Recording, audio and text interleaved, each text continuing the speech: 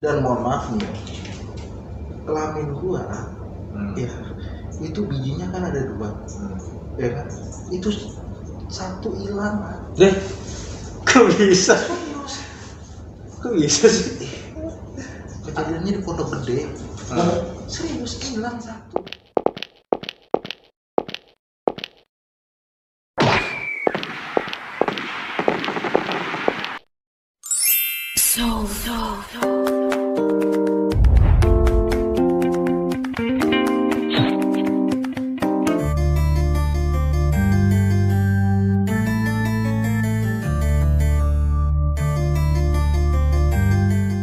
Assalamualaikum warahmatullahi wabarakatuh. Waalaikumsalam warahmatullahi wabarakatuh. Halo bro, ketemu lagi nih di channel gua. Tapi buat kali ini gua pengen diskusi nih sama teman gua. Ini Dan, gimana kabar Dan? Baik. Sehat tapi lu? Alhamdulillah, sehat selalu. Jadi gini bro, katanya dia pernah dulu ngalamin sesuatu kejadian yang aneh, yang ganjil. Kan katanya kan kalau siul itu kan pamali ya. Ya, kalau sebagian orang Jawa bilang gitu. Iya, mitosnya kan kalau misalkan siul pas malam gitu kan nggak boleh ya. Nggak boleh. Katanya mitosnya kan katanya suka ada yang ngikutin atau yang ngejawab dari siulan itu kan. Benar sekali. Ya, nah makanya gue pengen ngebahas sama teman gue nih, soalnya katanya dia pernah ngalamin. Gue pengen tahu nih kelanjutannya. Jadi awalnya itu waktu gua masih SD gitu. Oh masih kecil ya? SD kelas 5. Namanya anak kecil, dulu kan kita sering dilarang. Jangan siul malam-malam, nanti ada yang ngikutin. Jangan getok-getok malam-malam, nanti ada setan tek-tek. Iya. Ya kan begitu kan ya? Iya. Nah, gua penasaran. Maghrib, gua siul. Biasa. Gitu doang. Iya. Terus Nggak tahu kenapa itu habis gue siul nggak langsung dijawab gitu, nggak langsung ada fenomena, nggak langsung ada hal-hal gaib begitulah. Gua di Cilacap ya, ini kampung gua itu kalau udah jam 8 itu udah benar-benar sepi ya, karena masih perkampungan banget. iya. Di lala gua kebelet boker. Gua kebelet boker Tapi wes lo di luar. di luar. Jadi nih buat teman-teman mungkin ada yang dari Cilacap ya, kita sama-sama orang Cilacap. Gue di Gandrung Mangu, sekitaran Gandrung Mangu gue tahu. WC kita itu di luar. Kita cuma paculi, bikin lubang, kasih bambu tengahnya, ada lubang, bahasa kasarnya begitu. Gue boker di situ minta temenin nyokap gue. Maksudnya lo bikin lubang sendiri, gali sendiri gitu? Enggak, kita bikin WC-nya begitu, kakus namanya. Kakusnya. Cuma kadang-kadang kalau udah malam begitu, kakus itu kan kadang-kadang kita bikin di bawah pohon bambu. Takut ya kan, akhirnya biasanya kita megang pacul. Kita gali, kita boker, kita uruk sendiri tuh pakai pacul. Jadi kita gali sendiri tuh? Kita gali sendiri, kita boker tuh. Lah emangnya di sana enggak, maksud gue belum ada WC di sana emangnya? Ya ada WC tradisional. WC tradisional. Nah, terus berarti iseng juga kalau ya, misalnya perut. Makanya gue minta anterin nyokap gue. Terus gue bawa pacul, nyokap gue suruh megangin obor. Jauh sih nyokap gue dari gue gitu. Gue juga megang obor, nyokap gue pegang obor. Yang penting nyokap gue itu kelihatan di mata gue nih, biar gue nggak takut. Gue gali, gue nongkrong tuh, lagi enak-enaknya ngedan kasarannya. Di belakang gue ada suara. Gue masih ingat sampai sekarang. burung itu mah. Itu suara siulnya mirip dengan yang gua lakuin di rumah tadi. Nadanya itu. Nadanya. Dan nggak tahu kenapa obor yang di tangan gua nih, kalau gua dulu kan pakai kelari obor itu. Kelari itu apa? Daun kelapa kering. Orang Cilacap bilangnya kelari. Oh gitu. Kalau daun pisang tua nyebutnya kelaras. Daun kelapa kering dibentuk maksudnya? Iya, jadi daun kelapa diambilin, bungkus, ikat pakai satu daun, bakar ujungnya, nah itu kita bisa jadi obor. Itu bertahan lumayan lama. Iya. Itu mati sendiri, men. Terus mati. Yang dipegang nyokap gue juga mati. pas posisi lu itu ada angin ya? Pas Itu lagi anteng. Namanya di kampung kalau ada angin sedikit kecil apapun itu pasti ketahuan kita daun banyak. Tapi itu lagi anteng. Tapi obor gue itu kayak ditiup. Dan suara itu makin kencang. Pokoknya mirip banget dengan yang gue. Dan yang lebih bikin gue kaget lagi apa? Nyokap gue. Ya. Nyokap gue narik gue buru-buru. Posisi lo itu udah mau, posisi udah keluar men. Tai gue itu udah keluar, lagi boker. Lu gila nggak? Gue lagi boker. Oh, posisi lu pas lagi boker gitu. Boker. Bukan pas udah selesai itu langsung ditarik sama bokap lu. Borok, gue lagi asik-asiknya nggak benar di tengah-tengah langsung ditarik sama nyokap gue. Itu badan udah udah merinding. Itu kan kita kaku kalau udah begitu. Kita kayak orang nggak bisa ngapa-ngapain. Di belakang gue pisah itu suara. Enggak, itu lu di belakang. Enggak, maksud gue di belakang lu pohon bambu. Iya, pohon bambu jati banyak lah. Itu termasuk hutan apa gimana? Di sana hutan. Dibilang hutan bukan, jadi ya kebun lah, garapan. Oh. Kan posisinya di bawah pohon bambu. Oh, lo takut ya? Gue kan posisi masih segitu, gue takut. Dan kebetulan nyokap gue pun kalau suruh nemenin ke kampus takut. Tapi jauh tuh tempat kampusnya dari rumah lu? Jarak 10 meter 15 meter lah biasanya. Oh, jauh ya? Jadi rumah kita, kamar mandi di luar, kita halangin pakai bilik bambu, baru kesoran lagi biasanya kakus. Itu tradisi di Jawa gua. Gitu. Dan dulu kan dasar rumah itu juga kan masih tanah liat. Iya, tanah. Jadi kita ya benar-benar ya tradisi lah, orang kampung gimana sih? Ya kan? Nah, di situ masih dipegang teguh kepercayaan seperti itu, jangan siul malam-malam nanti ada yang ngikutin. Setan singsot namanya. Kalau di kampung gue nyebutnya singsot itu siul, setan singsot. Nah, itu pertama kalinya gue percaya bahwa yang namanya mitos nggak harus benar dan nggak harus bohong. Ada masanya itu akan menjadi sesuatu yang real, nyata. Gue nyaksiin sendiri. Tapi sekarang gue coba, gue siul dari maghrib, gue coba siul jam 1, gue sebelum nggak ada yang ngikutin. Beda masa kali ya. Bisa jadi kalau kata kakek gue, kalau bahasa candaannya ya terserah si setan mau ngikutin apa enggak. Tapi ada ternyata, kalau menurut kakek gue di kampung itu kenapa ada kadang-kadang yang ngikutin, ada dari bangsa jin itu yang senang dengan suara itu gitu loh. Nah, kalau kita ketemu giliran yang bangsa jin senang, kemungkinan besar diikutin. Iya, pasti itu niruin ya. Ngikutinnya mirip banget dengan apa yang kita suarain lagi. Itu pertama kalinya. Dan lagi pertama kalinya di situ juga gue ngeliat pocong di tempat lu boker itu. Jadi ketika gue ditarik emak gue penasaran banget, gue nengok ke belakang. Yang itu ya nggak tahu di belakang gue itu dari tadi pocong.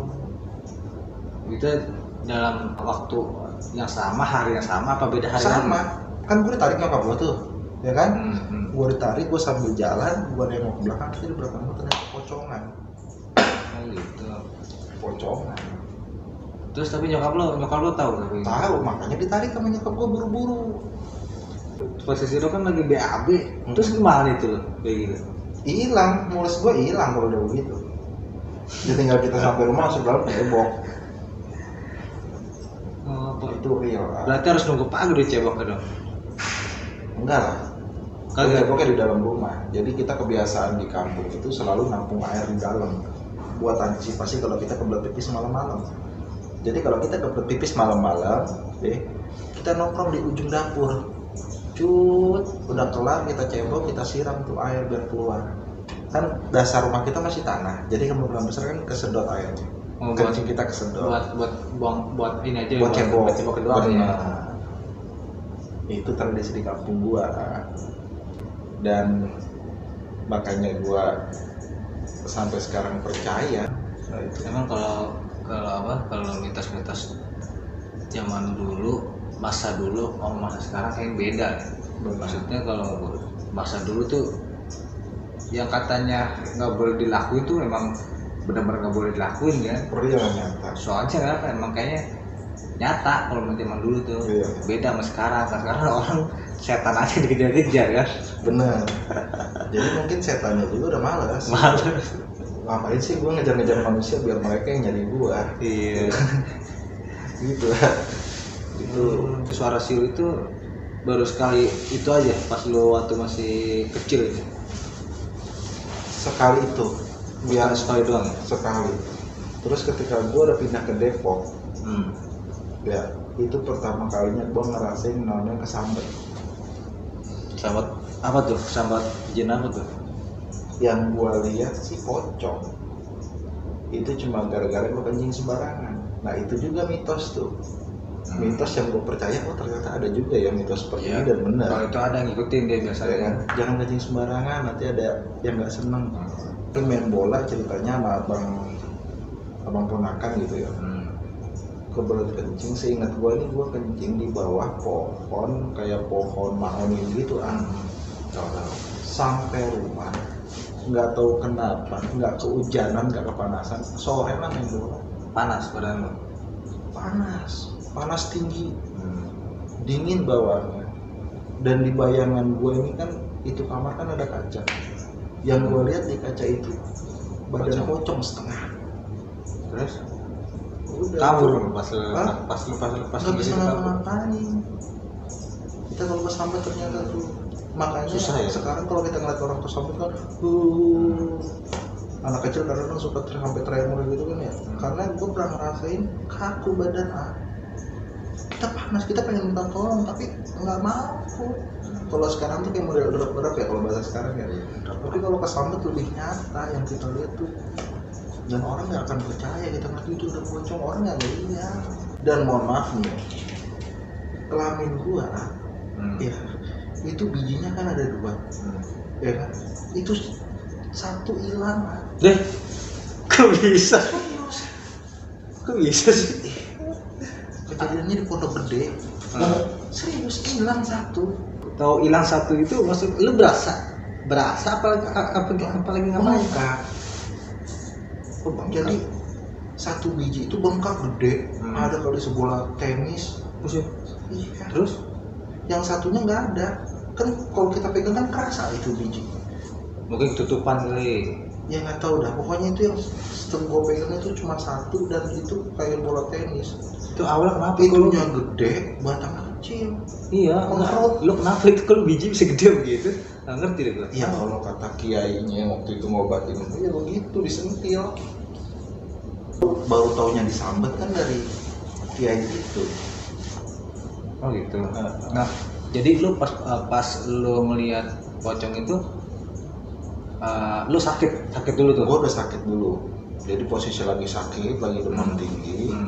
Itu bayangan kita itu pocong. Selama berapa hari lo sakit? Pokoknya pulang main bola maghrib, itu maghrib gue udah demam. Nah terus lo berarti lo dibawa tuh ke kiai? Belum, karena kan nggak ada pikiran ke situ. Cuma dibeliin obat tawarung, badan gue makin panas. Belum sembuh itu? Belum sembuh, terus ada dia kelihatan gue pocong, ya kan? Terus Biji gue gede, itu gue seminggu lebih men. Oh lu tahu lu habis ngeliat pocong itu nggak lama biji lu langsung gede gitu? Nah, sama orang yang ngobatin katanya disentilin ya. Karena kan waktu itu masih SMP ya. Itu posisi lu di mana? Di kamar ya? Di Pondok Gede gua kejadian di Pondok Gede itu di kamar gua lagi main ke rumah gua ceritanya lagi main bola sama saudara gua, pulang main bola kejadian begitu. Nah gua panik, ya kan, akhirnya gua dibawa balik tuh, dijemput sama bokap. Nah diobatin sama temen bokap yang katanya begitu. Disentil dan itu sampai lo gitu masih gede. Hah? Masih gede sampai Masih gede?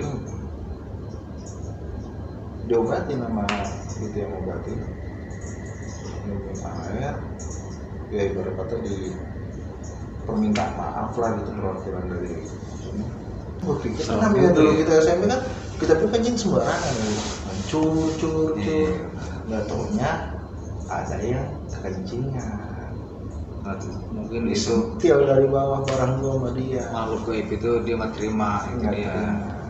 Makanya kita tuh buat pelajaran kita juga sih, maksudnya kita kalau punya anak tuh, kalau punya anak laki-laki gitu misalkan, kita harus bisa nasihatin ke anak-anak kita, jangan sampai kalau dia mau kencing atau kebelet, kalau misalkan dekat di rumah lebih baik pulang, jangan sampai jangan sampai dia kencing di jalanan atau di pohon.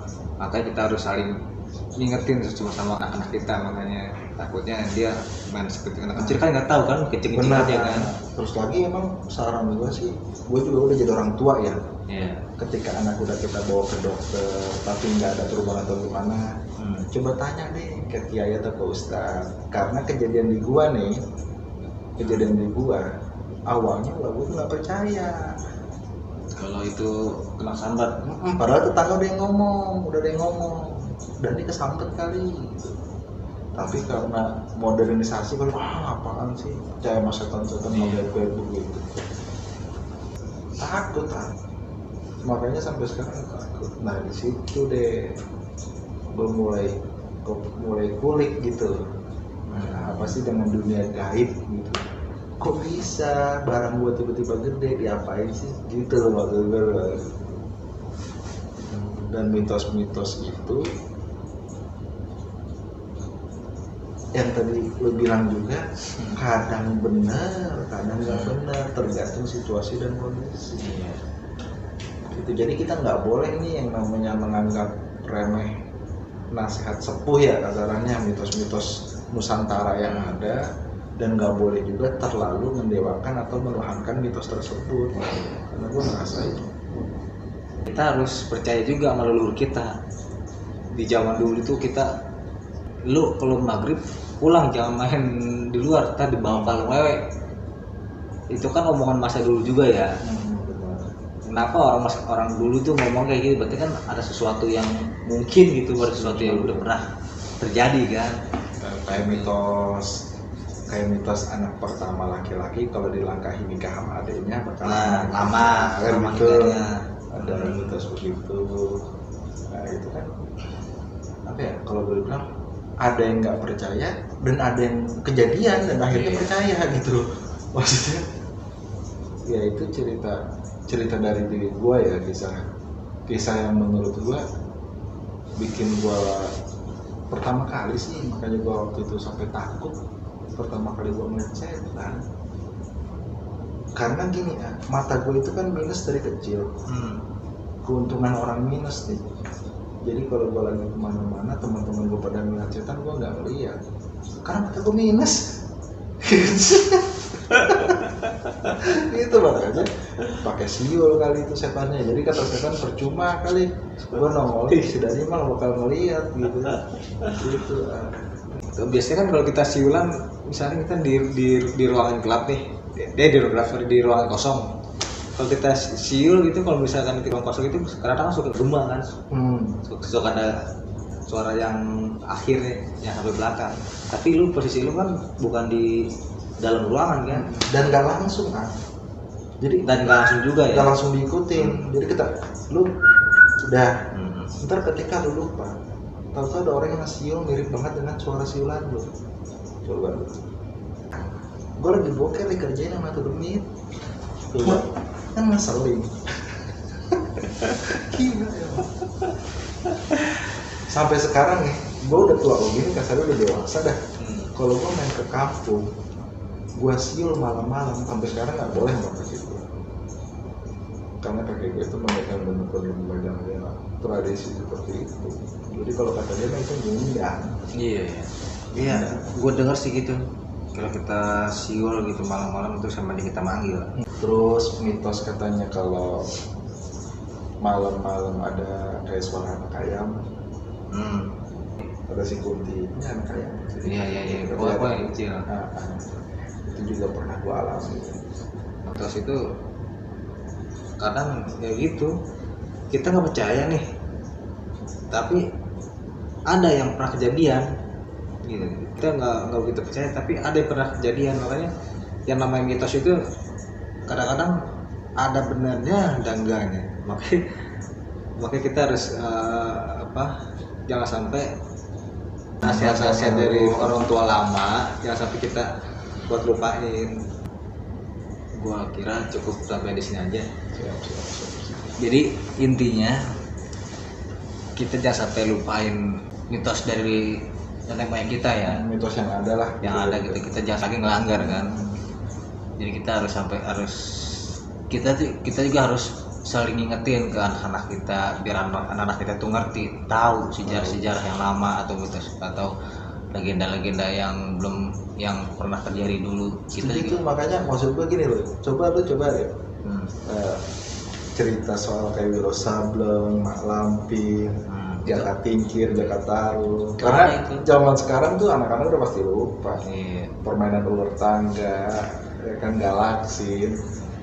Kalau sekarang udah nggak ada, sekarang udah Iya, tablet mainnya.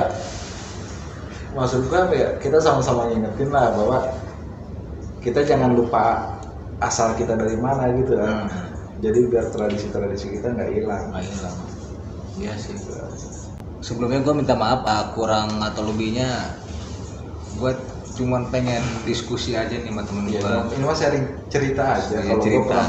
pernah ngalamin gitu hal yang orang bilang mitos bohong, gue pernah ngalamin dan pernah terjadi. Dan ketika gue coba sekarang tuh nggak ada efeknya sebenarnya. Tapi dulu gue pernah ngalamin. Jadi pas kecil itu gue pernah kejadian kan yang tadi siul. Nah sekarang nih kalau gue coba sengaja gue siul, itu saya kan nggak mengikutin. Jadi begini ya. Jadinya mungkin setan itu makhluk gaib itu ikut masanya kali ya.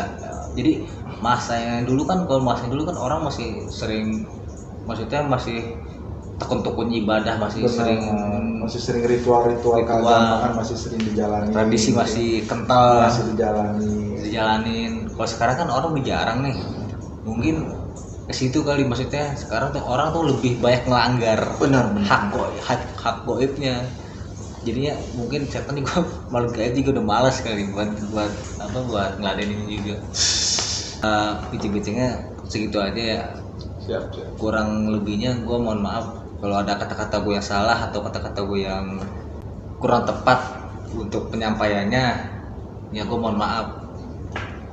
Nah sebelumnya ya, oke, sebelum gue tutup, gue ucapin dulu assalamualaikum warahmatullahi wabarakatuh. Waalaikumsalam warahmatullahi wabarakatuh.